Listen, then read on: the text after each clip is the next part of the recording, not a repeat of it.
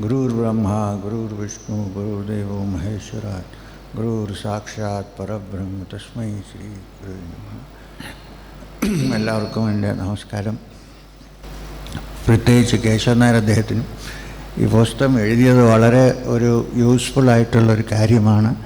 കാരണം ഇന്ന് സയൻസുമായിട്ട് അങ്ങോട്ട് കണക്റ്റ് ചെയ്തില്ലെങ്കിൽ ആധ്യാത്മികമായിട്ടുള്ള വിഷയങ്ങൾ ആരും നോക്കാറില്ല. അതുകൊണ്ട് ഇതൊരു നല്ല കാര്യമാണ്, വളരെ ഇമ്പോർട്ടൻ്റ് ആണ്.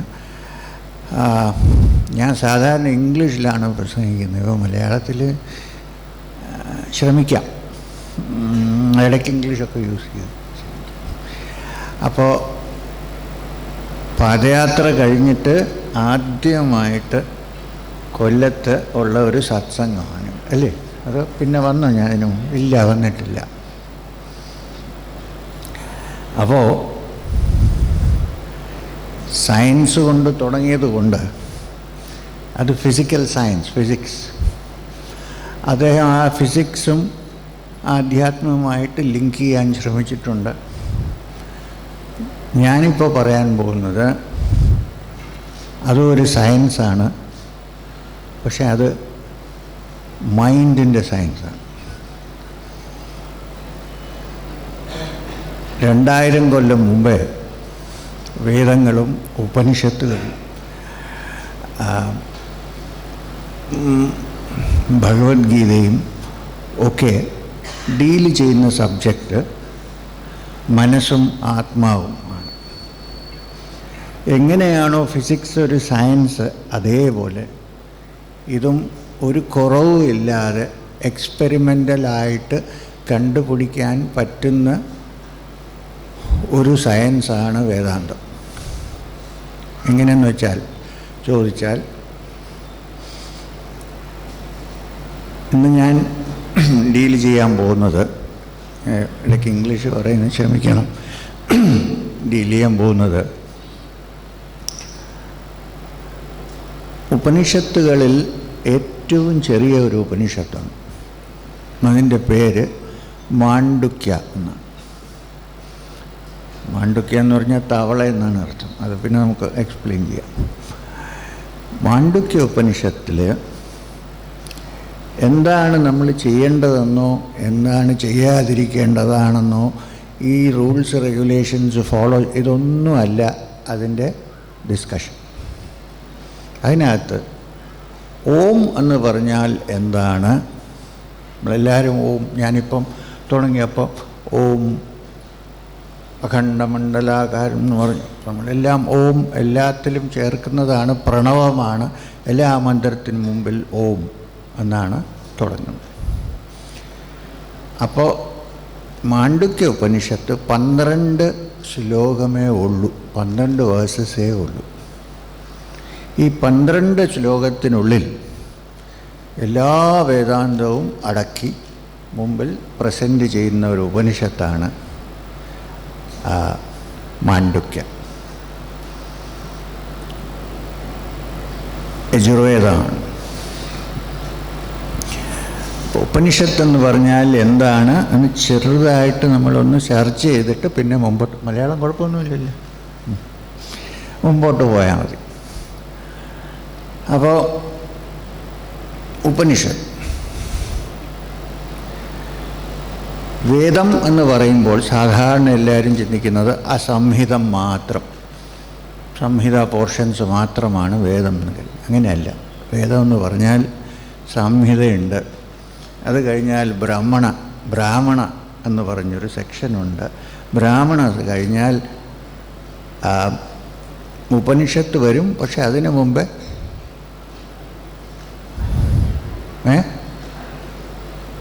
എല്ലാവരും പഠിച്ചു ഇപ്പോൾ അരണ്യകം. അപ്പോൾ സംഹിത, ബ്രാഹ്മണ, ആരണ്യക. അരണ്യകം എന്ന് പറയുന്ന സബ്ജക്റ്റിലേക്ക് വരുമ്പോൾ പതുക്കെ അത് ഉപനിഷത്തിലേക്ക് അങ്ങോട്ട് പോകും. അപ്പോൾ ഈ അരണ്യം എന്താണ്? അരണ്യം എന്ന് പറഞ്ഞാൽ കാടാണ്, അരണ്യ. അപ്പോൾ അരണ്യമെന്ന് പറയുന്ന ആ പോർഷൻ വേദത്തിൽ സംഹിതയിൽ എന്തെല്ലാം മഹാവാക്യങ്ങൾ തന്നിട്ടുണ്ടോ ആ മഹാവാക്യങ്ങളെല്ലാം എക്സ്പ്ലെയിൻ ചെയ്ത് എന്താണെന്ന് മനസ്സിലാക്കുന്നതിൻ്റെ തുടക്കം അരണ്യകം തൊട്ടാണ്. എന്തുകൊണ്ടാണ്? കാട്ടിൽ പോയി ഋഷിമാരുടെ കൂടെ ഇരുന്ന് രഹസ്യമായിട്ട് തമ്മിൽ ചർച്ച ചെയ്ത് കണ്ടുപിടിക്കുന്ന സത്യം, ഇതാണ് അരണ്യകം. ഉപനിഷത്തും അത് തന്നെയാണ്. പക്ഷേ ഉപനിഷത്തെന്ന് പറഞ്ഞാൽ അതിൻ്റെ അർത്ഥം എന്താണെന്ന് ചോദിച്ചാൽ അതിന് 3 സിലബിളുണ്ട്. ഞാൻ ഇതൊക്കെ പറയുന്നതിൻ്റെ കാരണം എന്ന് വെച്ചാൽ എങ്ങനെയാണോ സയൻസിൽ സിസ്റ്റമാറ്റിക്കായിട്ട് നമ്മൾ പോകുന്നത് അതേപോലെ ഇതിലും പോകാൻ സാധിക്കും. കുറച്ച് നേരത്തേക്ക് ആ ഒരു ചിന്തയുണ്ടല്ലോ, ഫിസിക്സിൽ ഉള്ളത് അല്ലാതെ വേറെ ഒന്നും സത്യമല്ല എന്നുള്ളത് മാറ്റിവെക്കണം. കാരണം മനസ്സെന്ന് പറയുന്നത് സാധാരണ നമ്മുടെ ബ്രെയിനിനെ കൊണ്ട് കോംപ്രിഹെൻഡ് ചെയ്യാൻ പറ്റാത്ത ഒരു വസ്തുവാണ്. അതുകൊണ്ട് അത് കുറച്ച് നേരത്തേക്ക് മാറ്റി വെച്ചിട്ട് പിന്നെ നമുക്ക് തോന്നും. പിന്നെ വേണമെങ്കിൽ തിരിച്ചെടുക്കാം, കുഴപ്പമില്ല. ബേസിസ് വന്നു കഴിയുമ്പോൾ പിന്നെ എന്ത് കൂട്ടിയാലും ഒന്നും ആവില്ല. അപ്പോൾ ഉപനിഷത്ത് എന്ന് പറഞ്ഞാൽ 3 സിലബിളാണ്. ഉപനിഷത്ത്. ഉപ എന്ന് പറഞ്ഞാൽ എന്താണ്? ഉപ എന്ന് പറഞ്ഞാൽ ഉപവാസം എന്ന് നമ്മൾ പറയില്ലേ. ഉപവാസം എന്ന് പറഞ്ഞാൽ ആഹാരം കഴിക്കാതിരിക്കുന്നതല്ല ഉപവാസം. ഉപവാസം എന്ന് പറഞ്ഞാൽ അടുത്ത് വസിക്കുക എന്നുള്ളതാണ്. ഉപ എന്ന് പറഞ്ഞാൽ അടുക്കുക. ഇംഗ്ലീഷിൽ പറഞ്ഞാൽ ടു മൂവ് ക്ലോസ്. അടപ്പല്ല, ക്ലോസ് അല്ല, ടു മൂവ് ക്ലോസർ. ഇതാണ് ഉപ. അതെന്താണ് അങ്ങനെ പറയുന്നതെന്ന് ചോദിച്ചാൽ, നമ്മളിപ്പോൾ ചർച്ച ചെയ്യാൻ പോകുന്ന സബ്ജക്റ്റ് ഉപനിഷത്തിൽ ചർച്ച ചെയ്യുന്ന സബ്ജക്റ്റ് പരബ്രഹ്മമാണ്. അത് സർവവ്യാപിയാണ്. അതിനെ വാക്കുകൾ യദ്വാചാനഭ്യുതിതം വാക്കുകൊണ്ട് ഡിസ്ക്രൈബ് ചെയ്യാൻ പറ്റില്ല. ഒന്നുകൊണ്ടും അതിനെ ലിമിറ്റഡായിട്ടുള്ള ഒരു ഉപാധി കൊണ്ടും അതിനെ നമുക്ക് ഡിഫൈൻ ചെയ്യാൻ പറ്റാത്തൊരു വസ്തുവാണ്. പക്ഷേ എല്ലാത്തിൻ്റെയും ഒറിജിൻ അതാണ്. അവസാനം എല്ലാം നശിച്ചു പോകുമ്പോൾ ഉണ്ടാകുന്നത് അത് തന്നെയാണ്, വേറെ ഒന്നുമില്ല. അപ്പോൾ ആകപ്പാടെ ഉള്ള ഒരു വസ്തു അതാണ്. അതുകൊണ്ടാണ് അദ്വൈതം എന്ന് പറയുന്നത്. ആ വസ്തു എന്താണെന്ന് അറിയാനായിട്ട് സാധാരണ നമ്മുടെ ലിമിറ്റഡ് മൈൻഡും ബ്രെയിനിനെ കൊണ്ടുള്ള കപ്പാസിറ്റി ഇല്ല. അതുകൊണ്ട് എവിടം വരെ പോകാം? അതിൻ്റെ അടുത്ത് വരെ പോകാൻ സാധിക്കും. അത് മനസ്സിലായി കഴിഞ്ഞാൽ ഞാനില്ല. പിന്നെ ശ്രീരാമകൃഷ്ണ പരമഹംസൻ വളരെ നന്നായിട്ട് പറഞ്ഞു, ഒരിക്കൽ ഉപ്പ് കൊണ്ടുണ്ടാക്കിയ ഒരു ബൊമ്മ കടലിൻ്റെ ആഴം നോക്കാൻ പോയി. പിന്നെ ഉപ്പ് കൊണ്ടുള്ള ബൊമ്മയുണ്ടോ? ആഴം നോക്കി കഴിയുമ്പോൾ ഉണ്ടോ? കടലിൽ മുക്കിക്കഴിഞ്ഞാൽ ഉണ്ടാവുമോ? തീർന്നു. കടൽ മാത്രമേ ഉള്ളൂ. അതാണ് പൊസിഷൻ. അതുകൊണ്ട് നമുക്ക് പറയുമ്പോൾ അടുത്ത് വരെ പോവാം എന്ന് പറയാം.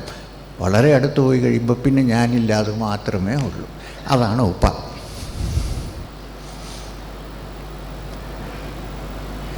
നീ ഇരിക്കട്ടെ, നീ അവിടെ വിട്ടിട്ട് നമുക്ക് ശബ്ദത്തിലേക്ക് പോവാം. ശബ്ദം എന്ന് പറഞ്ഞാൽ ലിറ്റററി അർത്ഥം എടുക്കുകയാണെങ്കിൽ ഇരിക്കുക എന്നുള്ളതാണ്. സിറ്റ് എന്ന് പറയില്ല, ഷത്. അത് ഒരർത്ഥം എന്ന് വെച്ചാൽ ഈ ആധ്യാത്മികമായിട്ടുള്ള ബ്രഹ്മജ്ഞാനം മനസ്സിലാവണമെങ്കിൽ ഒന്ന് എല്ലാ കാര്യങ്ങളും വിട്ടിട്ട് കുറച്ച് നേരത്തേക്കെങ്കിലും ഇരിക്കാൻ പഠിക്കണം. അത് ഇരിക്കുക എന്ന് പറഞ്ഞാൽ ഫിസിക്കലായിട്ട് ഇരിക്കുന്ന മാത്രമല്ല. ഇപ്പം നിങ്ങളെല്ലാം ഇവിടെ ഇരുന്നു, ആരെങ്കിലും ഒരാൾ എണീറ്റ് പോകുമ്പോൾ എനിക്കറിയാം ഡിസ്ട്രാക്റ്റഡാണ്, എന്തോ പ്രശ്നമാണെന്നറിയാം. അപ്പോൾ ഇരിക്കുക എന്ന് പറഞ്ഞാൽ അതൊരു സിമ്പിളാണെന്ന് വെച്ചാൽ സെറ്റിലായി എന്നുള്ള അർത്ഥം. ഷദ്. ആദി ശങ്കരാചാര്യർ അതിന് വേറെ അർത്ഥവും കൊടുത്തിട്ടുണ്ട്. ഷദ് എന്ന് പറഞ്ഞാൽ കുലുക്കുക എന്നുള്ളത്, എന്ന് പറഞ്ഞാൽ മന്ഥനം ചെയ്യുക എന്നുള്ളത്. സമുദ്രമന്ഥനം എങ്ങനെയാണ്, അതേപോലെ മന്ഥനം ചെയ്യുക എന്നുള്ള ഒരർത്ഥം കൂടെ ഷദ്ദിനുണ്ട്. എന്ന് വെച്ചാൽ ഇളക്കുക. എന്താണ്? സാധാരണ നമ്മുടെ ചിന്തയുള്ള ഒരു പാറ്റേൺ ഉണ്ടല്ലോ, ഒരു ഡിസൈൻ. എങ്ങനെയാണത്? ഞാനിവിടെ ഉണ്ട്, ഒരു വസ്തു അവിടെയാണ്, എനിക്ക് ആ വസ്തു എനിക്ക് അക്വയർ ചെയ്യണം. അപ്പം ഞാൻ എന്താ ചെയ്യുന്നത്? ഞാൻ അങ്ങോട്ട് പോകും. ഇതാണല്ലോ സാധാരണ നമ്മുടെ ചിന്താ രീതി. അങ്ങനെയാണ് എല്ലാ കാര്യത്തിനും. ഇവിടെ നിന്ന് ഞാൻ പോയി അതെടുത്തുകൊണ്ട് വരും. ഉപനിഷത്തിൽ ഡിസ്കസ് ചെയ്യുന്ന ബ്രഹ്മം എന്ന് പറയുന്ന, പരബ്രഹ്മം എന്ന് പറയുന്ന സബ്ജക്റ്റ് അങ്ങനെയല്ല, സർവവ്യാപിയാണ്. അപ്പോൾ ഇവിടെയും അവിടെയും എല്ലായിടത്തും ഉള്ളൊരു വസ്തു എങ്ങനെയാണ് ഞാൻ അങ്ങോട്ട് പോയി എടുക്കുന്നത്? പറ്റുമോ? ഈശാവാസ്യമിതം സർവം, അതില്ലാത്ത സ്ഥലമില്ല, എല്ലായിടത്തും ഉണ്ടെന്ന് പറഞ്ഞാൽ പിന്നെ ഞാൻ ഇവിടെ നിന്ന് അങ്ങോട്ട് പോയി എടുക്കേണ്ട ആവശ്യമുണ്ടോ? നേടേണ്ട ആവശ്യമില്ല. എല്ലാം നിർത്തി, എല്ലാ റീച്ചിങ്ങും നിർത്തി, ഗ്രോപ്പിങ്ങും ഗ്രാപ്പിങ്ങും എല്ലാം നിർത്തിയിട്ട് മിണ്ടാതിരിക്കുമ്പോൾ ബാക്കിയുള്ളത് അതാണ്. അപ്പോൾ അതൊരു പുതിയ രീതിയിലുള്ള ചിന്തയാണ്, സാധാരണ രീതിയിലുള്ള ചിന്തയല്ല. അപ്പോൾ അതിനെ മന്ഥനം ചെയ്ത് കുലുക്കി മാറ്റി വേറെ രീതിയിൽ ചിന്തിക്കാൻ തുടങ്ങുക. അതും ശബ്ദം എന്നുള്ള അർത്ഥമാണ്. പിന്നൊന്ന് ശബ്ദം എന്ന് പറഞ്ഞാൽ ഉറങ്ങിക്കിടക്കുന്ന മനസ്സിനെ ഉണർത്തുകയാണ്. എന്താണ് ഉറങ്ങിക്കിടക്കുന്നത്? ഉറക്കം എന്ന് പറഞ്ഞാൽ എന്താണ് എന്ന് വെച്ചാൽ അവിദ്യയുടെ ഉറക്കത്തിൽ കിടക്കുന്ന മനസ്സിനെ ഉണർത്തി വിദ്യയിലേക്ക് കൊണ്ടുപോവുക എന്നുള്ള, അതും ശബ്ദം എന്ന് പറഞ്ഞ ഒരർത്ഥമാണ്. ഉണർത്തുക. അപ്പോൾ ഉപയുമായി ശബ്ദവുമായി. അപ്പോൾ ഇടയ്ക്കൊരു നീ കിടപ്പുണ്ട്. ഉപനിഷദ്. നീ എന്ന് പറഞ്ഞാൽ സംസ്കൃതത്തിൽ നീച്ച എന്ന് പറയുന്നതിൻ്റെ അർത്ഥമാണെന്ന് വെച്ചാൽ താഴെ. എന്താണ് താഴെ? ഞാൻ താഴെ ഇരിക്കുന്നു, എൻ്റെ ഗുരു മുകളിൽ. ഞാനല്ല, ഇത് പ്ലാറ്റ്ഫോം പൊങ്ങിയിരിക്കുന്നുകൊണ്ടിരിക്കുകയാണ്. ആ ഗുരു ഈ പഠിപ്പിക്കുന്ന ഋഷി മുകളിലും ഞാൻ താഴെയും. അതൊരു ഫിസിക്കലായിട്ടുള്ള ലെവലല്ല, മനസ്സിൻ്റെ സ്ഥിതിയാണ്. എനിക്ക് അറിഞ്ഞുകൂടാ, ഞാൻ അതുകൊണ്ട് പഠിക്കാൻ പോവുകയാണ് എന്ന് വിചാരിച്ച് ഹ്യൂമിലിറ്റിയോടുകൂടി ഇരിക്കുന്നതാണ് നീ. അത് മാത്രമല്ല, ഈ റിസീവ് ചെയ്യുന്ന പാത്രമുണ്ടല്ലോ, അത് കാലി ആയിരുന്നാലേ റിസീവ് ചെയ്യാൻ പറ്റൂ. അതിനകത്ത് വേറെ വല്ലതും ഇട്ട് കഴിഞ്ഞാൽ പിന്നെ ഒന്നും ഒഴിക്കാൻ പറ്റില്ല അതിനകത്ത്. അതുകൊണ്ട് ആ ഒരു മനസ്ഥിതി എന്ന് വെച്ചാൽ എനിക്കറിയില്ല, ഞാൻ പഠിക്കാൻ പോവുകയാണ്, ഈ സാധാരണ ഉള്ള തോട്ട് പ്രോസസ്സ് കൊണ്ട് ഇത് മനസ്സിലാകുകയില്ല. ഇത് നിർത്തിയിട്ട് ഞാൻ അത് കവിഞ്ഞുള്ള എന്താണെന്ന് തിരക്കുകയാണ്, നേടാൻ നോക്കുകയാണ് എന്നുള്ള ചിന്ത വരുമ്പോൾ നീ ഡെഫിനിഷനായി. എന്ന് വെച്ചാൽ ഒരു പാത്രം നന്നായിട്ട് ക്ലീൻ ചെയ്ത്, എൻ്റെ മനസ്സാണ് ആ പാത്രം, അതിനകത്തൊന്നുമില്ലാതെ ആക്കി കാലിയാക്കി താഴെ വെച്ചു. താഴെ വെച്ചാലേ ഒഴിക്കാൻ പറ്റുള്ളൂ. പാത്രം ഇങ്ങനെ വെച്ചൊന്നും ഒഴിക്കാൻ പറ്റില്ല, അവിടെ ഒന്നും നിൽക്കില്ല. അപ്പോൾ അതിവിടെ താഴെ, ഇതാണ് നീ. അപ്പോൾ പറയുന്നത് മനസ്സിലാവും. നിറഞ്ഞിരിക്കുന്ന പാത്രത്തിൽ ഒന്നും ഒഴിക്കാൻ പറ്റില്ല. പണ്ട് ഒരു ജിജ്ഞാസു വലിയ ഒരു ഋഷിയെടുത്ത് പോയി. എന്നിട്ട് പറഞ്ഞു, എനിക്ക് ജ്ഞാനത്തിൻ്റെ അനുഭവം എന്ന് വെച്ചാൽ പരബ്രഹ്മം എന്താണെന്നുള്ള അനുഭവം എനിക്കുണ്ടാകണം.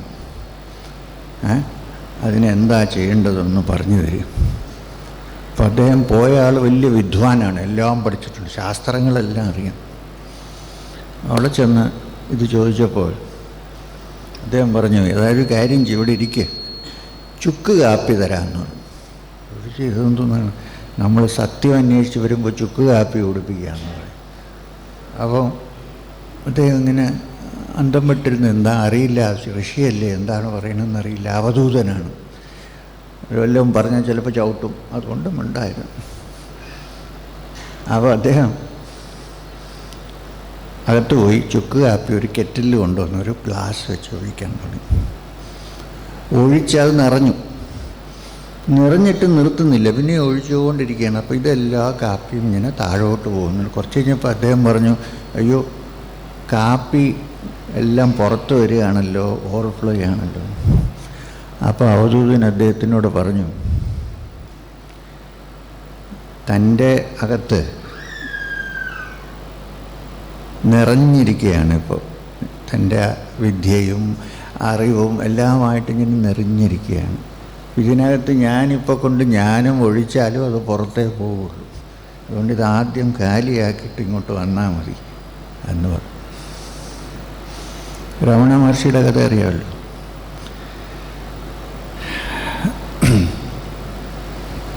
കവിയകാന്ത ഗണപതി ശാസ്ത്രികൾ ഒരു സ്കോളറും ശ്രീവിദ്യോപാസകനും വേദാന്തിയും ഒക്കെയാണ്. അദ്ദേഹം പക്ഷേ എല്ലായിടത്തും ഇങ്ങനെ കറങ്ങി നടന്ന് പല ഗുരുക്കന്മാരെയും കണ്ടിട്ടുണ്ട്. പക്ഷെ അവസാനം ഒരു ചെറിയ ബാരിയർ അങ്ങോട്ട് ഉടയുന്നില്ല, അത് പൊട്ടുന്നില്ല. ബ്രഹ്മം എന്താണെന്ന് പൂർവമായിട്ട് അറിയാനുള്ള ഒരു സന്ദർഭം കിട്ടുന്നുമില്ല, കപ്പാസിറ്റി ഇല്ല. ഇതെന്താണ് ഈ ബാരിയർ ഇങ്ങനെ കിടക്കുന്നതെന്ന് വിചാരിച്ച് അദ്ദേഹം പലയിടത്തും നടന്ന് പലരെയും അടുത്ത് സംസാരിച്ച് അങ്ങനെ തിരുവണ്ണാമലയിൽ വന്നപ്പോൾ ആരോ പറഞ്ഞു ഒരു മഹർഷിയോടെ ഉണ്ടാകുന്നു. മഹർഷി എന്ന് പറഞ്ഞില്ല, ഒരു ബ്രാഹ്മണ സന്യാസിയുണ്ട്. ആർക്കും അറിയില്ല, അദ്ദേഹത്തിൻ്റെ പേര് ഒന്നും അറിയില്ല. സ്കന്ധാശ്രമം ഗുഹയിൽ പോയപ്പോൾ അവിടെ ഇരിക്കുന്നു അദ്ദേഹം. മിണ്ടുന്നില്ല, മൗനത്തിലാണ്. വാസ്തവത്തിൽ വേദാന്തം ഒരു സബ്ജക്റ്റായിട്ട് എടുത്താൽ 1 മണിക്കൂർ സംസാരിക്കുന്ന അർത്ഥമൊന്നും മിണ്ടായിരിക്കുന്നതാണ് ഏറ്റവും നല്ലത്. പക്ഷേ ഇപ്പം നിങ്ങളൊക്കെ ഇവിടെ വന്നിരിക്കുകയല്ലേ കേൾക്കാൻ, മിണ്ടായിരിക്കുന്നതിന് ഇയാൾ ഇവിടെ കയറി ഇങ്ങനെ മിണ്ടായിരിക്കണം. ഏതായാലും കൊള്ളാം.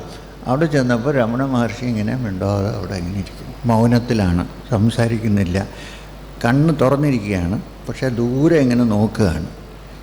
ഇദ്ദേഹം അവിടെ പോയി 1 മണിക്കൂർ ഇരുന്നിട്ടും അദ്ദേഹത്തിന് കണ്ടിട്ടില്ല.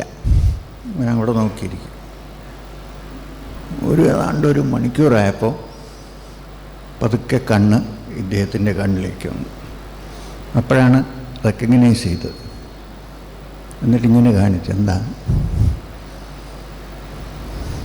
ഇപ്പം അദ്ദേഹം അങ്ങോട്ട് ഒരു 10 മിനിറ്റ് 15 മിനിറ്റ് കണ്ടിന്യൂസ് ആയിട്ട് അദ്ദേഹം ചെയ്ത കാര്യങ്ങളെല്ലാം പറഞ്ഞു. വലിയ പണ്ഡിതനാണ്. ഒരു ഫാമിലിയിൽ 3 ജനറേഷൻ തലമുറ പണ്ഡിതന്മാരാണ്. വേദം പഠിച്ചിട്ടുണ്ട്, ഉപനിഷത്ത് പഠിച്ചിട്ടുണ്ട്, യോഗം പഠിച്ചിട്ടുണ്ട്, പാതഞ്ജലി യോഗസൂത്രം പഠിച്ചിട്ടുണ്ട്, സ്വദശാക്ഷരി ദീക്ഷ എടുത്തിട്ടുണ്ട്, ശ്രീവിദ്യ പഠിച്ചിട്ടുണ്ട്, സൗന്ദര്യം. 15 മിനിറ്റ്. എന്നാലും എനിക്കൊരു ചെറിയൊരു ബാരിയർ അങ്ങോട്ട് സത്യം തെളിയുന്നില്ല. ആ ബാരിയറുണ്ട്. 15 മിനിറ്റ് പറഞ്ഞു. മഹർഷി ചെറുതായിട്ട് ചിരിച്ചിട്ട് പറഞ്ഞു തമിഴിൽ, കൊഞ്ച നേരം ചുമ്മാ ഇറക്ക മുടിയുമാ, ഇച്ചിരി നേരം മിണ്ടായിരിക്കാൻ നോക്കുന്നു. 2 മിനിറ്റ്. പ്രശ്നം എന്നാണ്, പഠിച്ചതെല്ലാം തലയിൽ കയറിയിരിക്കുകയാണ്, സ്പേസ് ഇല്ല. അങ്ങനെയുള്ള പണ്ഡിതന്മാരെ കൊണ്ടുപോലും സത്യം അന്വേഷിച്ചാൽ കണ്ടുപിടിക്കാൻ പറ്റില്ല. പക്ഷെ ചിലപ്പോൾ ഒരു ചെറിയ കുട്ടിക്ക് കണ്ടുപിടിക്കാൻ സാധിക്കും. സിൻസിയറിറ്റി വേണം, ഡയറക്റ്റ്നെസ് വേണം, മനസ്സ് ശാന്തമായിട്ടിരിക്കാനുള്ള സ്ഥിതി വന്നിരിക്കണം. ഇത്രയും മതി, വേറെ ഒരു ആവശ്യവുമില്ല. അല്ലെങ്കിൽ കണ്ടുപിടിക്കാം. ആരെങ്കിലും ഒന്ന് പറയുമായിരിക്കും, പക്ഷെ എത്ര പറഞ്ഞാലും ഗ്രാസ്പ് ചെയ്യണമെങ്കിൽ ആ മനസ്സ് ക്ലിയർ ആയാലേ ഗ്രാസ്പ് ചെയ്യും. അപ്പോൾ ഇതാണ് ഉപനിഷത്ത്. അപ്പം ഞാൻ പറഞ്ഞ ഉപനിഷത്ത്, ഇപ്പോൾ പറഞ്ഞത് ഞാനല്ല, അതിൻ്റെ ഋഷി ഞാനല്ല, ഉപനിഷത്ത് മാണ്ഡുക്യോപനിഷത്താണ്. 12 വേഴ്സസേ ഉള്ളൂ. ഈ 12 വേഴ്സിനകത്ത് വേദാന്തം എന്ന് പറയുന്നതിൻ്റെ എല്ലാ എസൻസും അതിനകത്തുണ്ട്. എന്തുകൊണ്ടാണ് വേദാന്തം എന്ന് പറയുന്നത് തന്നെ? വേദങ്ങളുടെ അവസാന ഭാഗത്തിൽ വരുന്ന ഉപനിഷത്തിനെയാണ് വേദാന്തം എന്ന് പറയുന്നത്. അന്തം, അവസാനത്തിൽ. അപ്പോൾ മാണ്ഡുക്യോപനിഷത്ത് തുടങ്ങുന്നത്, ഒന്നുകൂടെ പറയാം, മാണ്ഡുക്യോപനിഷത്തിൻ്റെ 1000 പേജോളമുള്ള കാരികയുണ്ട് ഗൗഡപ്പാദയുടെ കാരികയുടെ പുറത്ത് ഉള്ള ആദിശങ്കരാചാര്യരുടെ കാരിക 1000 പേജുണ്ട്. പല ആചാര്യന്മാരും അതിൻ്റെ കമൻട്രി എഴുതിയിട്ടുണ്ട്. അത്രയും ഇമ്പോർട്ടൻ്റ് ആയിട്ടുള്ളൊരു ഉപനിഷത്താണ്. അപ്പോൾ അതെന്താ പറയുന്നത്? ഓം എന്ന് പറഞ്ഞാൽ എന്താണ് എന്ന് ഡിസ്ക്രൈബ് ചെയ്താണ് തുടങ്ങുന്നത്. സാധാരണ നമ്മൾ ഓം എന്ന് പറഞ്ഞാൽ മിക്കവാറും എല്ലാവർക്കും അറിയാം. ആ ഉ മ ആണെന്നറിയാം, ഓം അല്ലേ? സാധാരണ എല്ലാവർക്കും അറിയാം ആ ഉ മ ഓം. അപ്പോൾ സാധാരണ രീതിയിൽ നമ്മൾ മനസ്സിലാക്കുന്നത് ആ എന്ന് പറഞ്ഞാൽ സൃഷ്ടി, മ എന്ന് പറഞ്ഞാൽ സംഹാരം, ഉ എന്ന് പറഞ്ഞാൽ സൃഷ്ടിക്കും സംഹാരത്തിനും ഇടയ്ക്കുള്ള എന്താ പറയുന്നത് ഒരു പ്രിസർവേഷൻ. ഇതാണ് ഓം. അതെല്ലാവർക്കും ആപ്ലിക്കബിളാണ്. എല്ലാവരും സൃഷ്ടിക്കപ്പെടുന്നു, കുറേ കാലം ജീവിക്കുന്നു, സംഹാരത്തിൽ മരിച്ചു പോകുന്നു. പക്ഷെ സംഹാരമല്ല, അത് ട്രാൻസ്ഫോർമേഷനാണ്. എപ്പോഴും പഴയത് തന്നെ ഇരുന്നാൽ പുതിയത് വരാൻ ഒരു സ്പേസും കാണില്ലായിരുന്നു. അതുകൊണ്ട് അത് കഴിയുമ്പോൾ അതിൻ്റെ ടൈം കഴിഞ്ഞ് അടുത്തത് വന്നു. അപ്പോൾ അത് ശിവൻ്റെ ജോലിയാണ്. രുദ്രൻ്റെ ജോലി സംഹാരം. ബ്രഹ്മാവിൻ്റെ വർക്ക് എന്താണ്? ക്രിയേഷൻ, സൃഷ്ടി. ഇടയ്ക്കുള്ളത് മഹാവിഷ്ണു അനന്തശയനത്തിൽ കിടന്ന് തമാശ എല്ലാം കണ്ടുകൊണ്ടിരുന്നു സമാധാനമായി. അതാണ് രംഗനാഥ് എന്ന് വിളിക്കുന്നത്. രംഗത്തിലുള്ള എല്ലാം കണ്ടുകൊണ്ടിരിക്കുന്ന നാഥനാണ്. അപ്പം ഇതാണ് ഓം എന്ന് സാധാരണ രീതിയിൽ നമ്മൾ പഠിക്കുന്നത്. മാണ്ഡുക്യോപനിഷത്തിൽ ഓമിന് ചെറുതായിട്ടൊന്ന് മാറ്റി വ്യത്യസ്തപ്പെട്ടാണ് അതിനെ ഡിഫൈൻ ചെയ്തിരിക്കുന്നത്. എന്താണ് ആ എന്ന് പറഞ്ഞാൽ? ഏറ്റവും സിമ്പിൾ വാക്കല്ലേ ആ ശബ്ദം. സംസാരിക്കാൻ പറ്റാത്ത, കഴിവില്ലാത്ത ആളും ആ എന്ന് പറയും. അപ്പോൾ അതെന്താണ്? അത് തുടക്കം എന്ന് പറഞ്ഞാൽ ജാഗ്രതാവസ്ഥ. നമ്മൾ ഇപ്പോൾ ജാഗ്രതയിലല്ലേ, അതോ സുഷുപ്തിയിൽ ആരെങ്കിലും പോയോ ബോറടിച്ചിട്ട്? ഇല്ലല്ലോ. അപ്പോൾ ഉണർന്നിരിക്കുന്ന അവസ്ഥയാണ് ജാഗ്രതാവസ്ഥ. എല്ലാവർക്കും കോമണാണ്. ആണായാലും പെണ്ണായാലും, അമേരിക്കനാണെങ്കിലും ഇന്ത്യനാണെങ്കിലും റഷ്യനാണെങ്കിലും ഏത് മതത്തിൽപ്പെട്ട ആളാണെങ്കിലും ഒരു കോമൺ ആയിട്ടുള്ള അനുഭവം എന്താണ്? ഉണർന്നിരിക്കുക എന്നുള്ള ജാഗ്രതാവസ്ഥ എല്ലാവർക്കും ഉള്ളത്. അതും ആദ്യമായിട്ട് ഞാൻ ഉറങ്ങി എണീറ്റ് കഴിയുമ്പോൾ ഞാൻ ആരാണെന്ന് പോലും കുറച്ച് നേരത്തേക്ക് ഓർമ്മ കാണില്ല. ഞാൻ എന്ന് മാത്രം തോന്നും. ഞാൻ എന്ന് തോന്നി കഴിയുമ്പോൾ പിന്നെ ഞാനല്ല നീ അതും വരും. പിന്നെ 2ആയി 3ആയി. പിന്നെ അത് ആദ്യം കണ്ണ് തുറക്കുമ്പോൾ ഞാൻ എന്ന് മാത്രം ചിന്തയേ ഉള്ളൂ. ഇത് ജാഗ്രത. എല്ലാവർക്കും കോമണാണ്. കറുത്ത ആൾ, വെളുത്ത ആൾ, എല്ലാവർക്കും, ചൈനീസ് എല്ലാവർക്കും ഇല്ലേ? ആണോ? ഇല്ലേ? എല്ലാവരും ഉണരുമില്ലേ ഉറങ്ങിയിട്ട്? ജാഗ്രതാവസ്ഥ എല്ലാവർക്കും, ഹ്യൂമാനിറ്റിക്ക് കോമണാണ്. പിന്നെ ഉ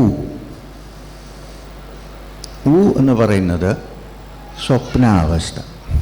ഇതാണ് മാണ്ഡുക്യോപനിഷത്തിൻ്റെ ടീച്ച്. എന്ന് പറയുന്നത് സ്വപ്നാവസ്ഥ. അത് എല്ലാവർക്കും ഉള്ളതാണ്. എല്ലാവരും സ്വപ്നം കാണുന്നവരാണ്. ഈ ഇംഗ്ലീഷിൽ പറയും നൈറ്റ് ഡ്രീമും ഉണ്ട്, ഡേ ഡ്രീമിങ്ങും ഉണ്ട്. പകലും സ്വപ്നം കാണുന്നുണ്ട് പലരും. രാത്രി കൃത്യമായിട്ട് കാണുമെന്നുള്ള സംശയമില്ല സ്വപ്നം. അതാണ് സ്വപ്നാവസ്ഥ. അതിന് തേജസ എന്നും പറയും. തേജസ എന്ന് പറഞ്ഞാൽ എന്താണ്? തന്നെത്താനെ അകത്തുനിന്ന് തന്നെ വെളിച്ചമുള്ള തേജസ്സുള്ള ഒരു സ്റ്റേറ്റാണ് ഡ്രീം സ്റ്റേറ്റ്. നമ്മൾ കണ്ണടച്ചിരിക്കുകയല്ലേ, എല്ലാം ഇരുട്ടാണ്. പക്ഷെ സ്വപ്നം കാണുമ്പോൾ എല്ലാം ലൈറ്റായിട്ടല്ലേ കാണുന്നത്, ഇല്ലേ? അകത്ത് അതിന് ലൈറ്റിൻ്റെ ആവശ്യമില്ല, ഉണ്ട്. അതിന് തേജസ എന്നും പറയും. അപ്പോൾ എന്ന് പറയുന്നത് ഡ്രീം സ്റ്റേറ്റാണ്, എല്ലാവർക്കും കോമൺ. ഇനി ഓം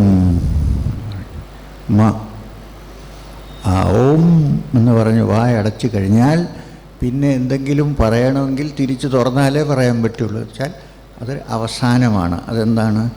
എല്ലാവർക്കും കോമൺ ആയിട്ടുള്ളൊരവസ്ഥ സുഷുപ്തി, ഉറക്കം.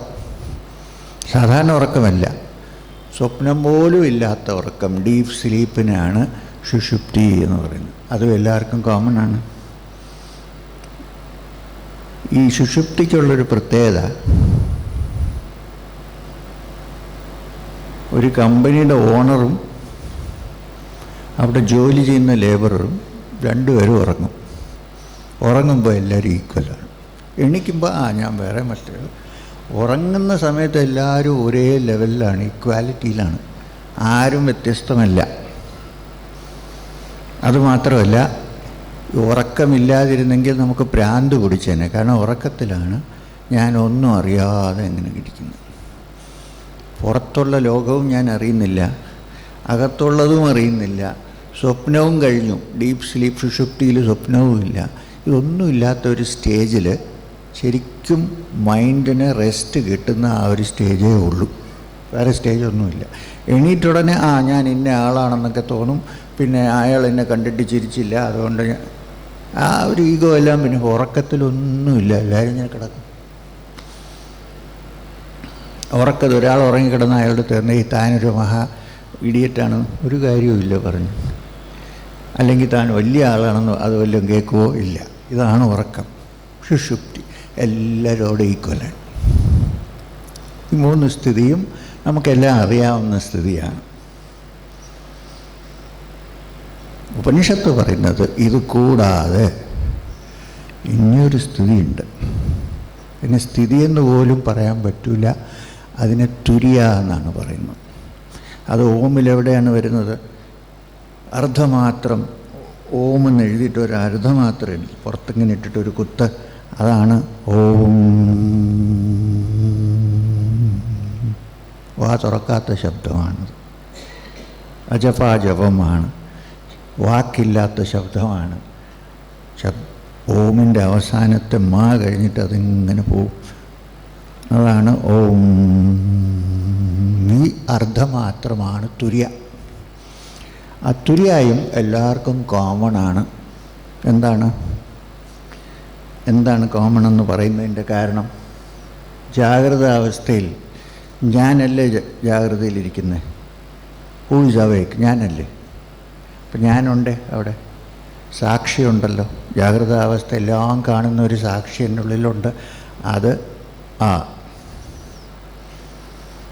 സ്വപ്നത്തിലൊരു സാക്ഷിയുണ്ട് ഇല്ലേ? സ്വപ്നം കാണുന്ന ഒരു സാക്ഷിയില്ലേ അകത്ത്? സ്വപ്നത്തിൽ ഞാൻ എണീറ്റ് കഴിഞ്ഞിട്ട് സ്വപ്നമാണെന്ന് പറഞ്ഞാലും സ്വപ്നം കണ്ടുകൊണ്ടിരിക്കുമ്പോൾ സ്വപ്നമാണെന്ന് എനിക്ക് പറയാൻ പറ്റില്ല. ചിലപ്പോൾ പറ്റും, ചില റെയർ കേസ്, സാധാരണ പറ്റൂല.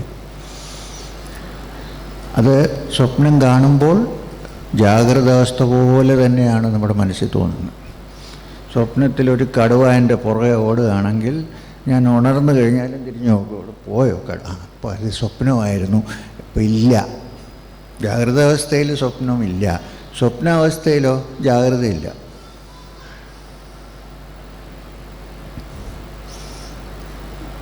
ഒരാൾ പണ്ട് പറഞ്ഞു, ഇപ്പോൾ ഞാൻ ജാഗ്രത അവസ്ഥയിലിരിക്കുകയാണെന്നാണ് എൻ്റെ വിചാരം.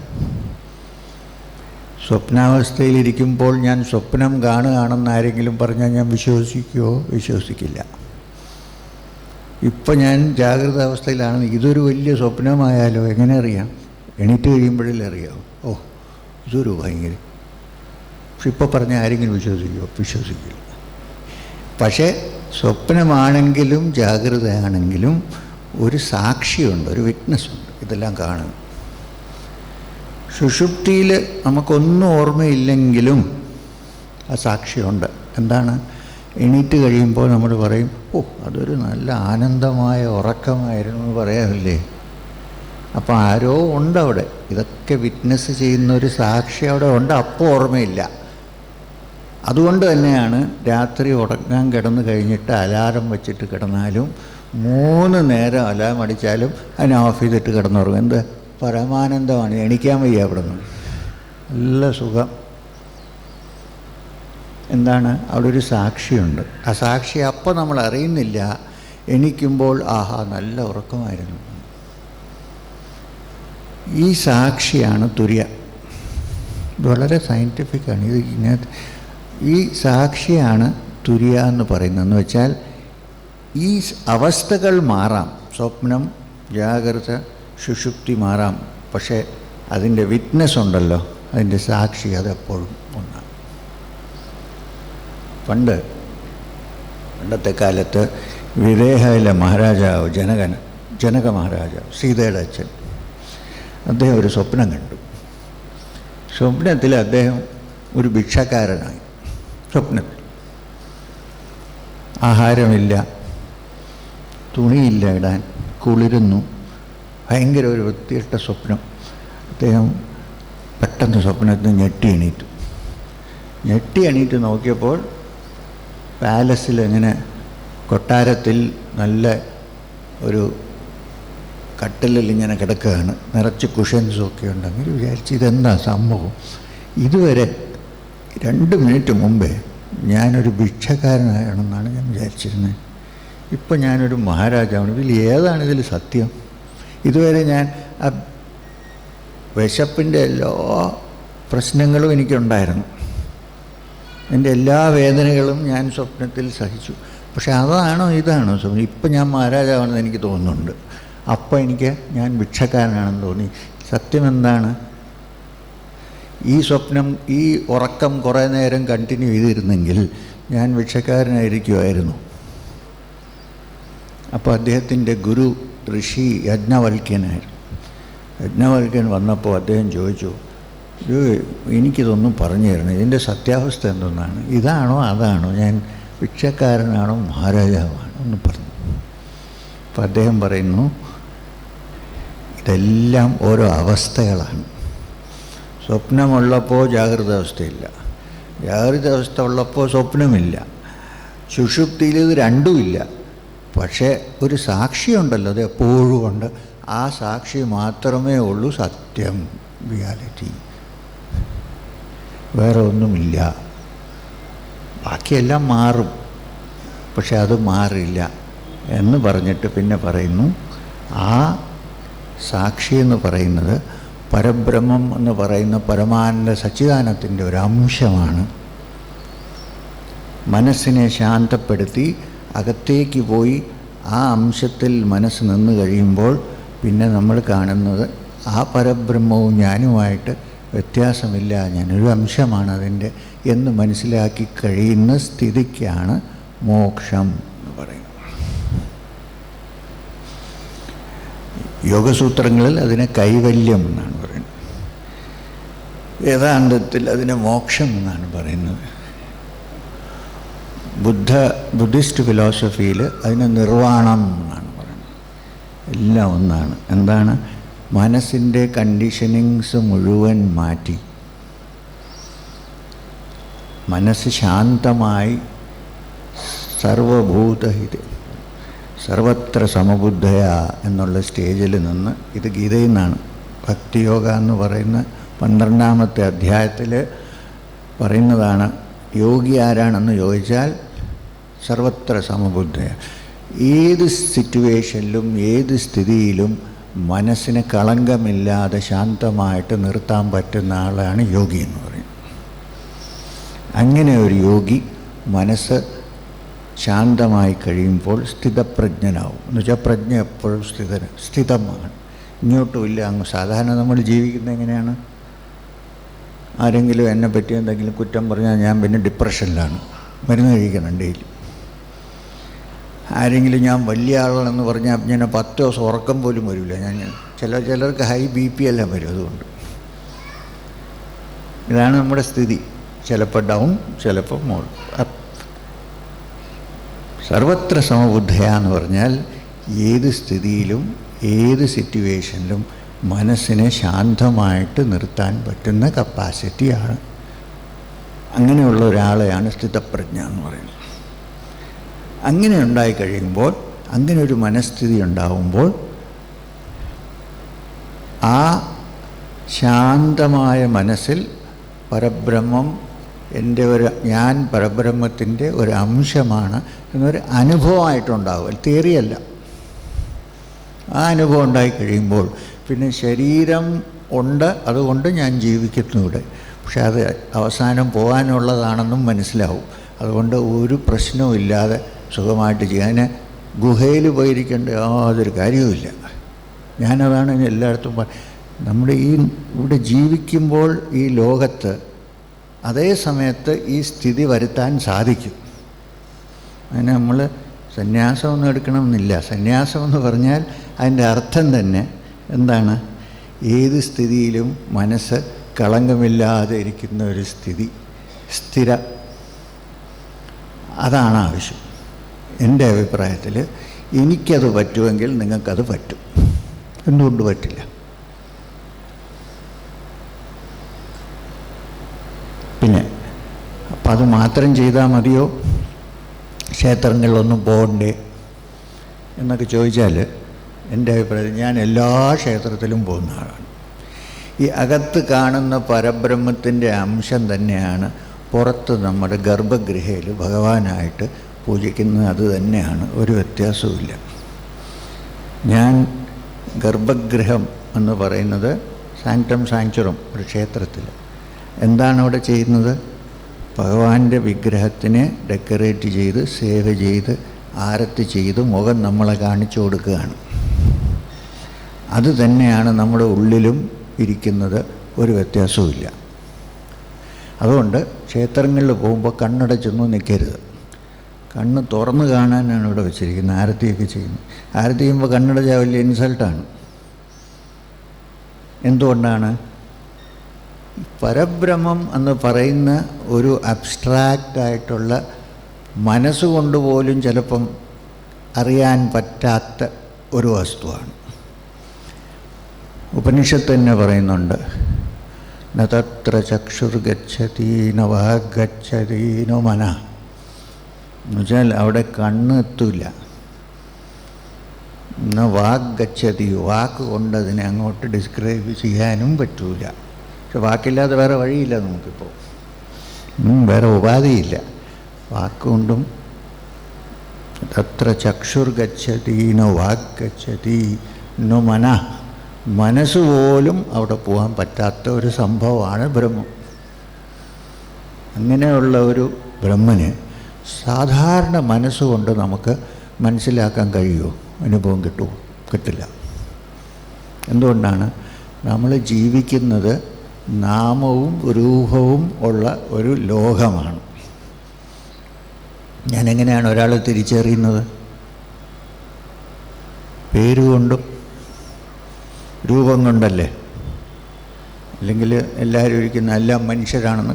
പക്ഷെ എന്നാലും ഒരാളെ കാണുമ്പോൾ ഇദ്ദേഹം ഇന്ന ആളാണ്, പേര് പറയുമ്പോൾ ഉടനെ ആ രൂപം എൻ്റെ മനസ്സിൽ വരും. അല്ലെങ്കിൽ രൂപം കാണുമ്പോൾ പേരെനിക്ക് ഓർമ്മ. ഇങ്ങനെയാണ്, ഇതിനാണ് നാമരൂപം എന്ന് പറയുന്നത്. സാധാരണ നമ്മൾ ജീവിക്കുന്ന ആ വിധത്തിലാണ്.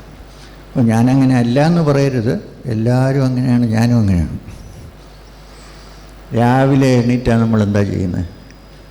അത് ചോദിക്കട്ടെ. ശരി, എനിക്ക് രൂപങ്ങളിലൊന്നും വിശ്വാസമില്ല, ശരി പോട്ടെ, അതിനെപ്പറ്റി നമുക്ക് ഡിസ്കസ് ചെയ്യണ്ട. രാവിലെ എണീറ്റാൽ ഞാൻ എന്താ ചെയ്യുന്നത്? സാധാരണ ബ്രഷ് ചെയ്യുന്നിടത്തൊരു കണ്ണാടി വെച്ചിട്ടുണ്ട്. ചിലർ വലിയ കണ്ണാടിയാണ് വെച്ചിരിക്കുന്നത്. അവിടെ ചെന്ന് ആദ്യം എന്താ ചെയ്യണം? എൻ്റെ മുഖം കണ്ണാടിയിൽ കാണും. മുടിയൊക്കെ ശരിയാണോ?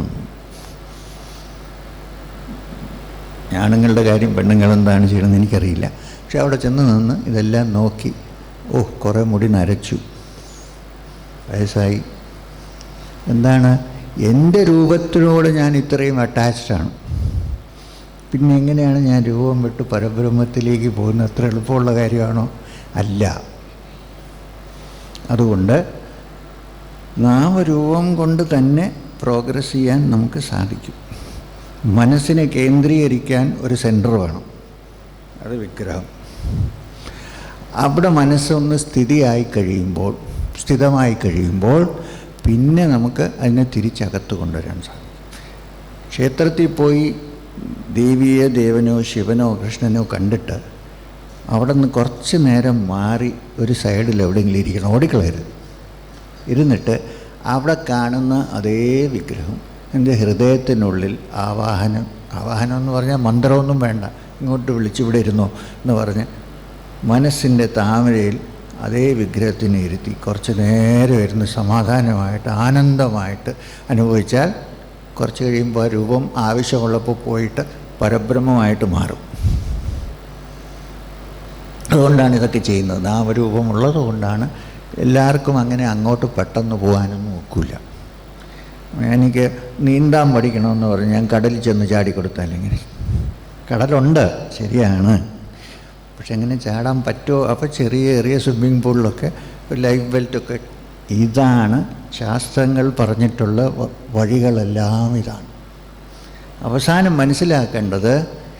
ഈ കാണുന്ന എല്ലാ രൂപങ്ങളുടെയും ഉള്ളിലുള്ളത് പരബ്രഹ്മത്തിൻ്റെ, പരമാത്മാവിൻ്റെ ഒരു അംശമാണ്. അത് എൻ്റെ ഉള്ളിലും ഉണ്ട്.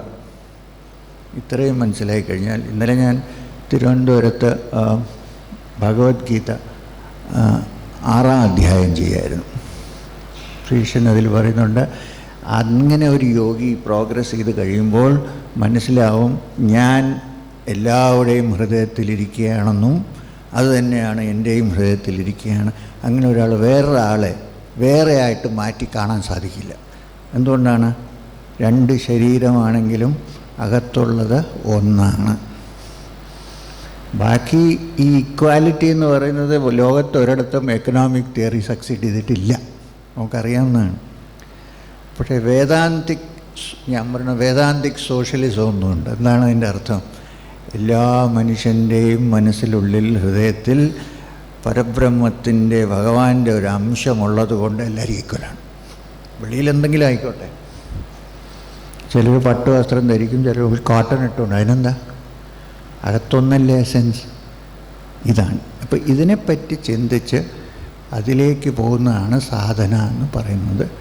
അത് ആളുകൾ പല സ്വഭാവം, പല രീതിയിലുള്ള ആളുകളായതുകൊണ്ട് പല രീതി സാധനയുമുണ്ട്. ഒന്നാവാൻ പറ്റില്ല. കടലിലേക്ക് പോകണമെങ്കിൽ പല നദികൾ വഴിയല്ലേ പോകുന്നത്? എല്ലാം ഒന്നല്ലല്ലോ. പക്ഷെ എല്ലാം ചെന്ന് വീഴുന്ന അവിടെയല്ലേ? അതാണ് എൻ്റെ സത്യം. അതുകൊണ്ട് ഋഷിമാർ കർമ്മയോഗം, ജ്ഞാനയോഗം, ധ്യാനയോഗം, ഭക്തിയോഗം ഇങ്ങനെ പല ആയിട്ട് പിരിച്ചിട്ടുണ്ട്. എന്താ കാരണം? പലരുടെയും സ്വഭാവം പലതുമാണ്. അപ്പോൾ എല്ലാവർക്കും ഒന്നും ചെയ്യാൻ പറ്റില്ല. ഏറ്റവും നല്ലത് ഈ എല്ലാ യോഗങ്ങളുടെയും നല്ല അംശമെടുത്ത് ഒന്നാക്കിയെടുത്ത് ഒരു, ഇംഗ്ലീഷിൽ പറഞ്ഞ ഒരു ജുഡീഷ്യസ് മിക്സ്ചറാക്കിയെടുത്ത് ചെയ്താൽ ഏറ്റവും നന്നായിരിക്കും, ജ്ഞാനിയായിരിക്കും.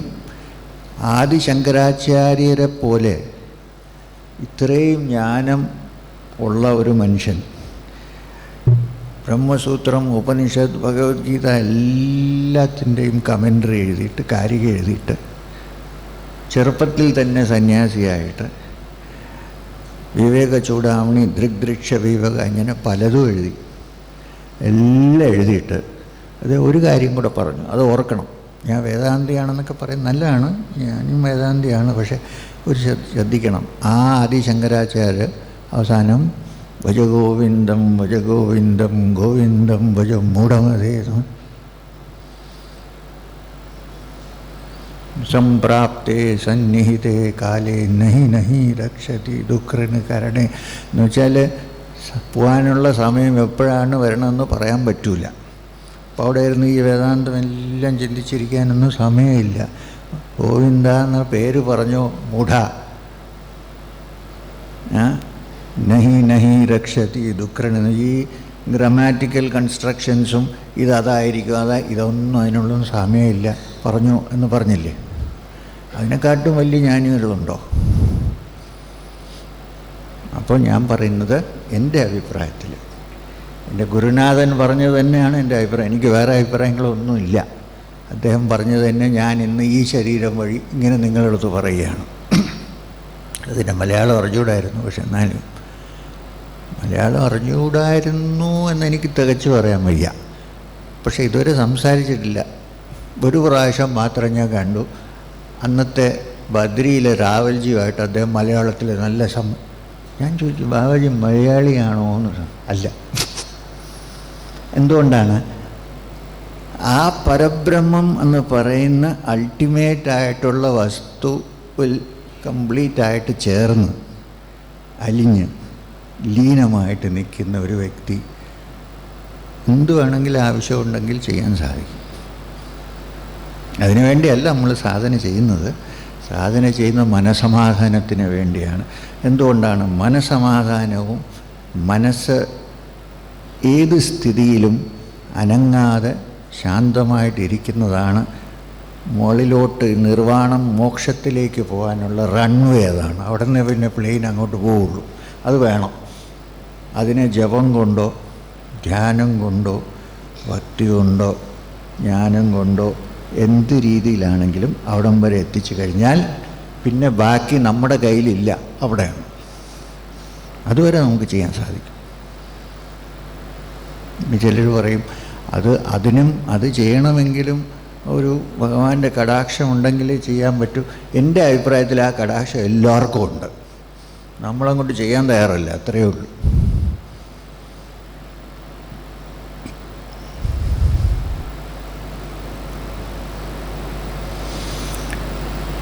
ഇനിയൊന്നും പറയാനില്ല. അപ്പോൾ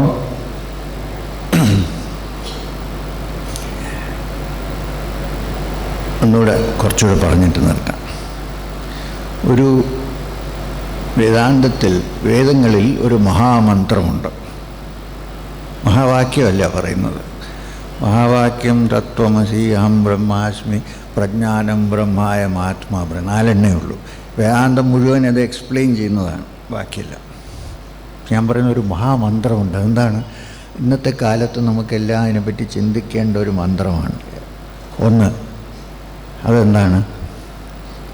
ഓം പൂർണ്ണമദ പൂർണ്ണമിദം പൂർണ്ണാത് പൂർണ്ണമുദച്യത്തെ പൂർണ്ണസ്യ പൂർണ്ണമാദായ പൂർണ്ണമേവാവശിഷ്യത്തെ.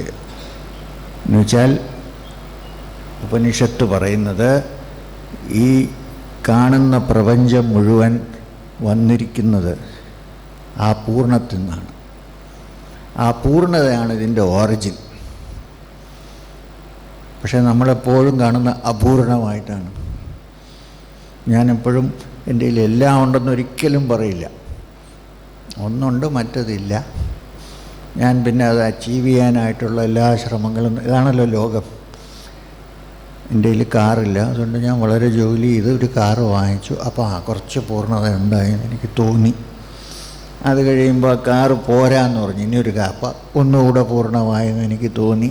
കാരണം എന്താണ്? ഞാൻ പൂർണ്ണമല്ല എന്നുള്ള വിശ്വാസം ഉള്ളതുകൊണ്ടാണ് അതിൻ്റെ പുറകെ നടക്കുന്നത്. സാരമില്ല, അങ്ങനെ ആയിക്കോട്ടെ.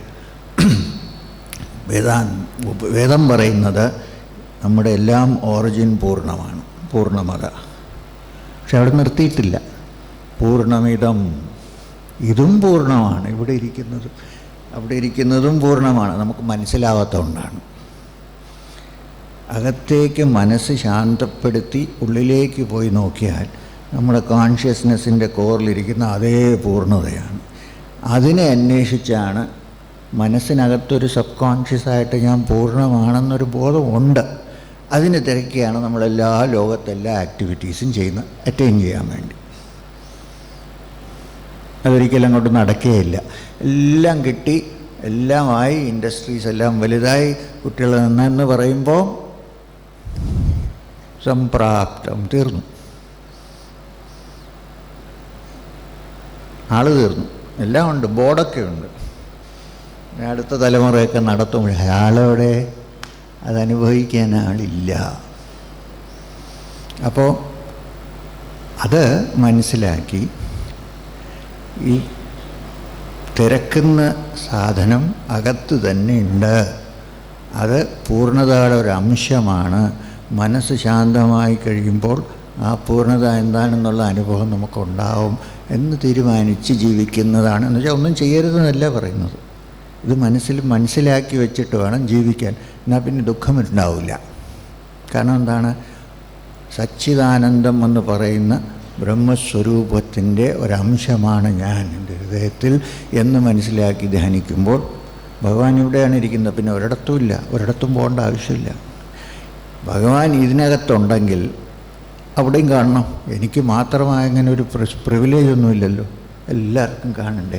ഇത് മനസ്സിലാക്കി ജീവിക്കുന്നതാണ് ഒരു സ്പിരിച്വൽ ലൈഫ്, അധ്യാത്മജീവിതം എന്ന് പറയുന്നത്. അല്ലാതെ അധ്യാത്മജീവിതത്തിന് സാരി തന്നെ ഉടുക്കണമെന്നോ അല്ലെങ്കിൽ സൽവാർ കമീസ് ഇട്ടുവിടണോ അങ്ങനെ ഒന്നുമില്ല. എല്ലാവരും ഒന്നാണിതിൽ. അപ്പോൾ പൂർണ്ണമത പൂർണ്ണമിതം പൂർണ്ണാത് പൂർണ്ണം, ആ പൂർണ്ണത്തിൽ നിന്നാണ് ഈ പൂർണ്ണം മുഴുവൻ ഉണ്ടായിരിക്കുന്നത്. ഉണ്ടായാലും ആ പൂർണ്ണം എപ്പോഴും പൂർണ്ണമായിട്ട് തന്നെ ഇരിക്കും. പൂർണ്ണമേവാവശിഷ്യത്തെ, എപ്പോഴും ഒന്നായിട്ടിരിക്കും. ഈ ഒരു യൂണിറ്റി എന്നുള്ള കോൺസെപ്റ്റ് എപ്പോഴും മനസ്സ് ചിന്തിച്ച് നമ്മൾ ഈ ലോകത്തിറങ്ങിയാൽ നമുക്ക് എന്ത് ആക്ടിവിറ്റി വേണമെങ്കിലും ചെയ്യാം. പക്ഷെ മനസ്സ് അതിനെ കൊണ്ട് എഫക്റ്റ് ആവില്ല. എങ്ങനെയാണോ കുളത്തിൽ താമരപ്പൂ നിൽക്കുന്നത് അതുപോലെ ചെളിയിൽ നിന്നാണ് താമരപ്പൂ ഉണ്ടാകുന്നത്, അല്ലേ? പക്ഷെ ഉണ്ടായി പുറത്ത് വെള്ളത്തിൽ നിന്ന് വെള്ളി വരുമ്പോൾ എന്ത് ഭംഗിയായിരിക്കും. നമ്മളത് കൊണ്ടുപോകാൻ നോക്കും. എനിക്ക് എങ്ങനെ ഒരു താമരപ്പൂ കൊണ്ടുവരരുത്, അതിനെ കട്ട് ചെയ്യുന്നതിന് ഒരു വിഷമമാണ്. അവിടെ നല്ല സുഖമായിട്ട് അവിടെ നിൽക്കുകയാണ്. അവിടെ അതിൽ കുറച്ച് വെള്ളം ഒഴിച്ച് നോക്കും, നിൽക്കില്ല. അതുപോലെ യോഗിക്ക് ജീവിക്കാൻ സാധിക്കും. ഈ ലോകത്തിൽ തന്നെ ഇരുന്ന് താമര പോലെ വിരിഞ്ഞ്, എന്നാൽ ഈ വെള്ളം അതിൽ വീണാൽ നിൽക്കില്ല, താഴെ ഉരുണ്ടു പോവും. അങ്ങനെ ജീവിക്കാൻ പറ്റുന്ന ഒരാൾ യോഗിയാണ്. അത് നമ്മൾ വിചാരിക്കുന്നത് പോലെ അത്ര പ്രയാസമുള്ള കാര്യം അല്ല എന്നാണ് ഞാനീ പറയുന്നത്. എനിക്ക് ചെയ്യാമെങ്കിൽ നിങ്ങൾക്ക് ചെയ്തുകൂടെ? എനിക്കെന്തെങ്കിലും വ്യത്യാസമുണ്ടോ? ഞാനൊരു ഷർട്ട് മുണ്ടുകൊടുത്തല്ലേ ഇവിടെ ഇരിക്കുന്നത്. 2 മൂക്കുണ്ടോ? ഇല്ലല്ലോ. ഒരെണ്ണം തന്നെ കൂടുതലാണ്. ഉണ്ടോ? ഇല്ല. അപ്പോൾ അത് പറയാനാണ് ഞാനിന്ന് ഇവിടെ വന്നത്. വേറെ ഒന്നും പറയാനില്ല.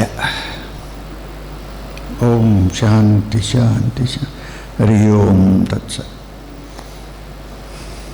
ഇനി വരുമ്പോൾ ഇനി എലാബറേറ്റ് ആക്കണം. 1 മണിക്കൂറായി. ഇനി കേശവൻ നായർ സാർ ഇവിടെ ഇരിക്കുന്നതുകൊണ്ട് ലാസ്റ്റ് ഞാൻ ഒരു കാര്യം കൂടെ പറഞ്ഞോട്ടെ. പൂർണ്ണമത പൂർണ്ണമിതം പൂർണ്ണാത് പൂർണ്ണമതുച്യതേ എന്ന് പറയുന്ന വേദാന്ത വാക്കുകൾ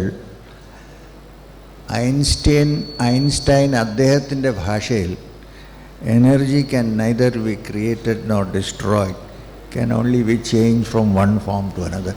ആ കോൺസ്റ്റൻ്റ് എനർജിയാണ് പൂർണ്ണത.